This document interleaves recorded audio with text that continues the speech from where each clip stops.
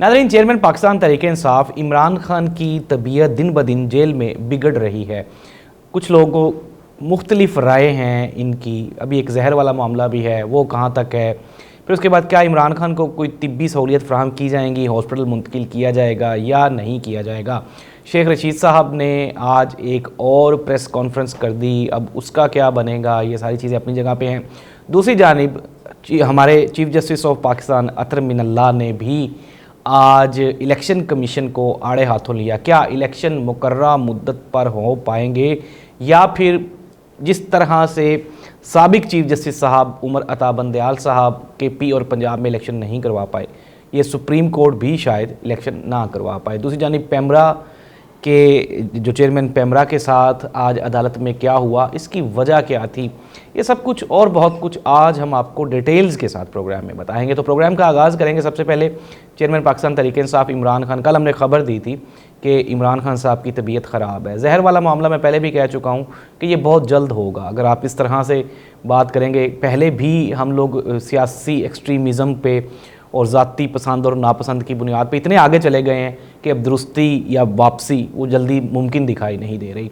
तो तहम्मुल मजाजी का मुजाहरा करना चाहिए। अनडाउटेडली इमरान खान, अब आपको पता है कि वो भी उम्र के उस हिस्से में हैं जहाँ पे इस तरह की मुश्किलात इंसान को कमज़ोर ज़रूर कर देती हैं। लेकिन नाज़रीन, इमरान खान ने, हमने देखा कि किस तरह से गुज़श्ता 3 महीनों से, अगर 3 महीनों की बजाय इससे भी हम पीछे चले जाएं तो कोई मज़ीद 6 महीने और भी इसमें कंसिडर कर लें तो 9 महीनों से इमरान खान के ऊपर एक मुसलसल जुल्म और जबर रवा रखा गया है। किस तरह से पार्टी को तोड़ा जा रहा है, किस तरह से उनके घर पे, उनकी फैमिली को, और किस तरह से उनके जो करीबी दोस्त अहबाब थे उनके ख़िलाफ़ क्या क्या क्रैकडाउन किए गए। फिर बिलाखिर इमरान खान साहब को जेल में भी 3 महीने हो गए हैं। पहले अटक जेल में रखा गया, फिर उसके बाद अब अडयाला जेल मुंतकिल कर दिया गया। ज़ाहिर सी बात है, इंसान है, तबीयत ख़राब हो सकती है, इसमें कोई बड़ी बात नहीं है। लेकिन बड़ा सवाल ये होगा कि एक तरफ तो हम एवन फील्ड और पनामा और पता नहीं कौन कौन से बड़े बड़े अरबों खरबों की करप्शन केसेस में मियां मोहम्मद नवाज शरीफ साहब को रिलीफ पे रिलीफ दिए जा रहे हैं, तो दूसरी जानिब क्या चेयरमैन पाकिस्तान तहरीक-ए-इंसाफ जो कि अभी तक कन्विक्टेड मुजरिम भी नहीं है, जस्ट मुलजिम है, उन पर इल्ज़ामात हैं, 3 केसेस हैं, वो मैं उनकी डिटेल्स आपको एक लम्हा की उसकी ख़बर हम आपको दे चुके हैं, डिटेल्स बता चुके हैं, कोई लंबे चौड़े केसेस नहीं हैं। तो ऐसी सूरत हाल में इमरान खान को ज़मानत पे, पहली बात तो ये कि कानून इस बात का तकाज़ा कि मैं कोई आइन और कानून का स्टूडेंट नहीं हूँ, लेकिन चूँकि मैं देख रहा हूँ चीज़ों को, मेरे सामने रोनुमा हो रही हैं, तो मैं देख रहा हूँ कि किस तरह से 1144 दिन के मफरूर मुजरिम को अदालत ने रिलीफ दिया और उनकी सारे केसेस में ज़मानतें मंजूर हो गई। और एक और जो हमारे सोर्सेज हैं वो भी ये खबर भी दे रहे हैं कि मियाँ साहब बहुत जल्द दोबारा फिर लंदन वापस रवाना हो जाएंगे। तो इट मीन्स दैट कि ख़तरा तो मुजरम के भागने का है, मुलजम तो यहाँ पे बैठा हुआ है जो कि जाना ही नहीं चाहता कहीं भी मुल्क छोड़ के। तो ऐसी सूरत हाल में इमरान खान साहब की ज़मानत बनती है। अब फिर वही वाली बात, जाहिर सी बात है, अगर आप किसी समझदार बंदे के सामने बैठेंगे सवाल तो वो पूछेगा ना।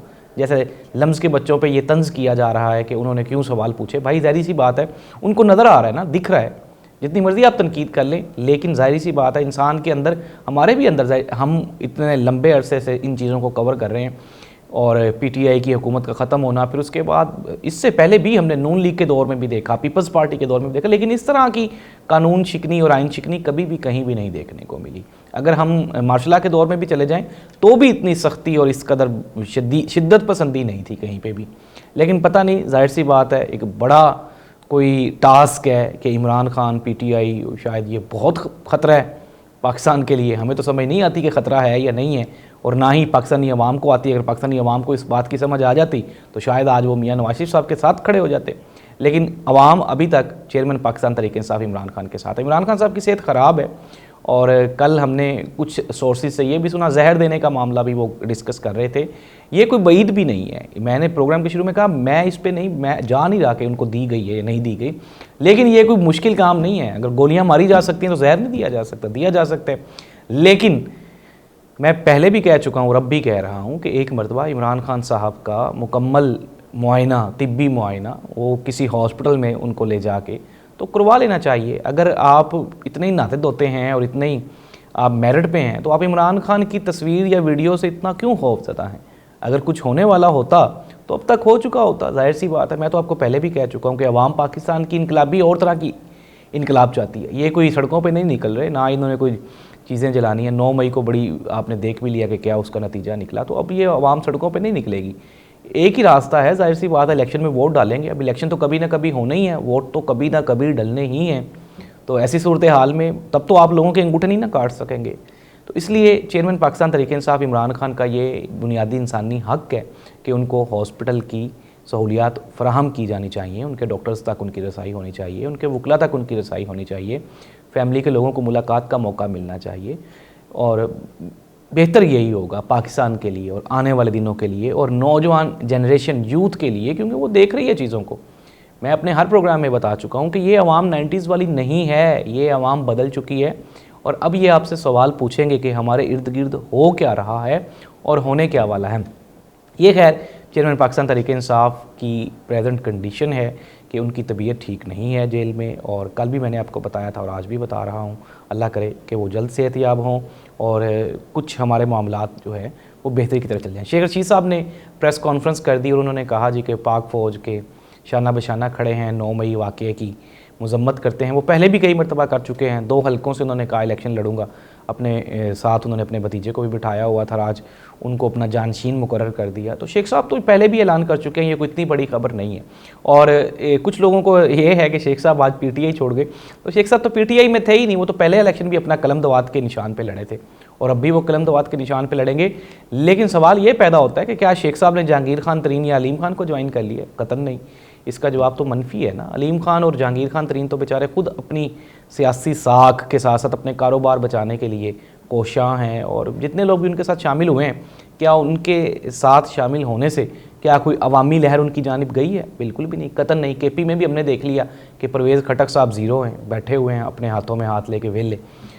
एक दो जलसे भी कर चुके हैं, लोग नहीं जाते। इन्होंने भी जलसा करके देख लिया, सरगोदा भी शायद जलसा करने जा रहा है इस्तेहकाम पाकिस्तान पार्टी। लेकिन ऐसी पार्टीज़ का कोई वजूद नहीं होता जो किसी नज़रिए की बुनियाद पे कायम ना की गई हो। ये तो नज़रिया ज़रूरत के तहत कायम की गई है। और फिर वही वाली बात आ जाती है कि सानहा 9 मई के जितने विक्टम्स हैं वो सारे इसमें जा रहे हैं। तो क्या मुस्तकबिल में हम ये देख रहे हैं कि इस्तेहकाम पाकिस्तान पार्टी इसके ख़िलाफ़ भी शायद कोई बड़ा क्रैकडाउन हो जाए? क्योंकि 9 मई के सारे जितने भी मुलजिम हैं वो सारे के सारे इसमें चले गए हैं। तो अब क्या बनेगा? कानूनी और आइनी तौर पे तो ज़ाहिर सी बात है, यही लग रहा है कि आने वाले दौर में फिर अलीम खान और जहांगीर खान तरीन भी जेल चले जाएंगे। तो ऐसी सूरत हाल में कोई वो हाइप नहीं क्रिएट कर पा रही इस्तेहकाम पाकिस्तान पार्टी। आज भी मुकाबला पीटीआई का पीटीआई के साथ ही है और इमरान खान का इमरान खान के साथ ही है। अवाम में वोट बैंक सबसे ज़्यादा पीटीआई का है, इमरान खान का है, और उसको डिफीट करने के लिए भी आपको इमरान खान दरकार है। इमरान खान आए और यहाँ से दौड़ जाए, लंदन चला जाए, कहे मेरे प्लेटलेट्स कम हो गए हैं, मैं जेलों का अदालतों का सामना नहीं कर सकता, मुझसे भी 50 रुपये का बॉन्ड ले लें, मुझे भी जाने दे। अगर ऐसा हो जाए तो फिर हो सकता है किसी दूसरी पार्टी के लिए स्पेस क्रिएट हो जाए। अदरवाइज़ जो मौजूदा सियासी सिनेरियो है उसमें इमरान खान का कोई भी अभी तक नेमुल बदल नहीं है। ये इमरान खान की पोजीशन थी। सुप्रीम कोर्ट ऑफ पाकिस्तान ने आज 2 बड़े केसेस सुने। चेयरमैन पैमरा को बुलाया हुआ था, उस बेचारे के साथ तो कुछ शायद ज़्यादा ही होगी। उसका नाम पूछा, फिर उसकी डेट ऑफ बर्थ पूछी। अबसार आलम साहब ने गुफ्तगू करते हुए कुछ रेफरेंस दिए। अबसार आलम साहब वही चेयरमैन पैमरा हैं जो मियां मोहम्मद नवाज शरीफ साहब के दौर में उनके कहने पे, उनकी उंगलियों के इशारे पे चैनल्स बंद करते थे, चलाते थे। अबसार आलम साहब के बारे में कौन नहीं जानता कि ये नून लीग के पेड पैनलिस्ट हैं। और हमने माजी की अगर बात करेंगे तो फिर भी लंबे किस्से निकल आएंगे। मोहतरमा बेनज़ीर भुट्टो की करैक्टर असैसिनेशन और इस तरह के टास्क ये मियां मोहम्मद नवाज शरीफ साहब के लिए ये अबसार आलम साहब करते रहे हैं। अब अबसार आलम साहब टीवी पे बैठ के बड़े तबसरे कर रहे हैं और बड़ी बातें कर रहे हैं जी कि मैं कोई न्यूट्रल जर्नलिस्ट हूँ और जर्नलिज़म की बेहतरी के लिए बात करते हैं। तो ऐसी बातें नहीं करनी चाहिए आपको। जब आपका माजी दागदार हो तो मुस्तकबिल आपका साफ़ नहीं हो सकता। हाँ, अलबत्ता माफ़ी मांगें, तौबा करें, आवाम के सामने आएँ और फिर उसके बाद नया एक आगाज़ करें, फिर शायद हो सकता है कोई एक्सेप्टेंस हो जाए। ये अबसार आलम, ये सारे वही कैरेक्टर्स हैं जिनको आप मुझसे भी बेहतर जानते हैं। अगर कहीं पे मौका मिले तो वो आएँ और बैठ जाएँ, हम उनसे बात कर लेंगे। तो दूसरी जानिब इसके अलावा इलेक्शन कमीशन के वकील को भी जस्टिस अतर मिनल्ला ने कहा कि बाकी तमाम सियासी जमातों की फ़ंडिंग वो आपके पास रिकॉर्ड है, और जब तक आप यानी कि इलेक्शन कमीशन की ये माली शफाफियत का अंदाज़ा नहीं लगाया जाता तब तक तो हम ये भी अंदाज़ा नहीं लगा सकते कि क्या इलेक्शन कमीशन शफाफ इलेक्शन करवा भी सकता है या नहीं। तो उसके जवाब में वकील साहब ने फरमाया कि जी हम इलेक्शन शफाफ करवाएंगे।